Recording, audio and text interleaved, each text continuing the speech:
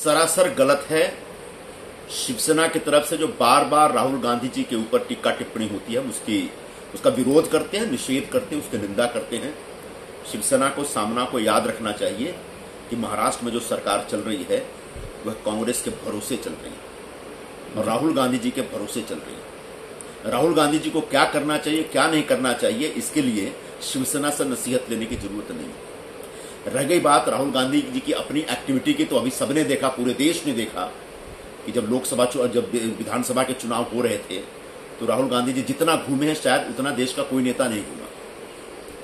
महाराष्ट्र के मुख्यमंत्री और उनके सुपुत्र पूरे कोरोना के दरमियान, पूरे लॉकडाउन के दरमियान घर में बैठे रहे। घर से बाहर निकल के लोगों के बीच कितना गए हैं ये पूरा महाराष्ट्र देख रहा है। और ऐसे लोगों की पार्टी का अखबार अगर राहुल गांधी जी की सक्रियता के ऊपर कमेंट करता है तो निश्चित तौर पर हमें आपत्ति होगी। देखिए, एक पूरे महाराष्ट्र में एक बहुत बड़ा राजनीतिक षड्यंत्र है कि कांग्रेस पार्टी को पनपने मत दिया जाए।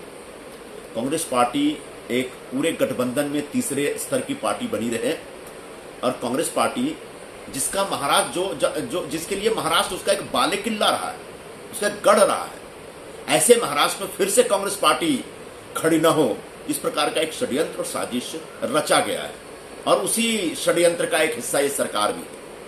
और ऐसे में जब हमारे नए अध्यक्ष नाना पटोले ने यह कहा कि आने वाले विधानसभा चुनाव में या जो भी स्थानीय चुनाव है उन चुनावों में हम अपने स्तर पर अकेले इंडिपेंडेंटली चुनाव लड़ेंगे, तो इसमें कहीं से भी गलत बात थी, एक राजनीतिक रूप से एकदम सही बात थी। इसलिए कि अगर हम सारी सीटों पे खुद चुनाव लड़ते हैं, उसके बाद कहीं जाके जो कांग्रेस का खोया हुआ वैभव है, जो कांग्रेस की खोई हुई जमीन है महाराष्ट्र में, उस जमीन को हम अख्तियार कर पाएंगे।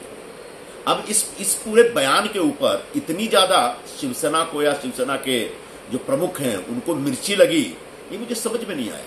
क्योंकि इससे पहले भी जो गठबंधन रहे हैं उस गठबंधन की पार्टियां, वो जरूरी नहीं कि हमेशा साथ साथ चुनाव लड़े।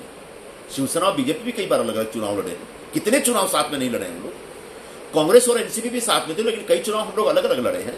बिल्कुल उसी तरीके से हमारे जो प्रदेश अध्यक्ष हैं वो ये इस प्रकार की बात कर रहे हैं और बिल्कुल इसका मैं समर्थन करता हूं। और सिर्फ मैं नहीं, महाराष्ट्र का एक एक कांग्रेस कार्यकर्ता इस समय महाराष्ट्र प्रदेश कांग्रेस अध्यक्ष के इस बयान के साथ है और निश्चित तौर पर आने वाले दिनों में हमको अपने बूते पर पूरे महाराष्ट्र में सारे चुनाव लड़ने चाहिए। जो नतीजा होगा उसको हम स्वीकार करेंगे।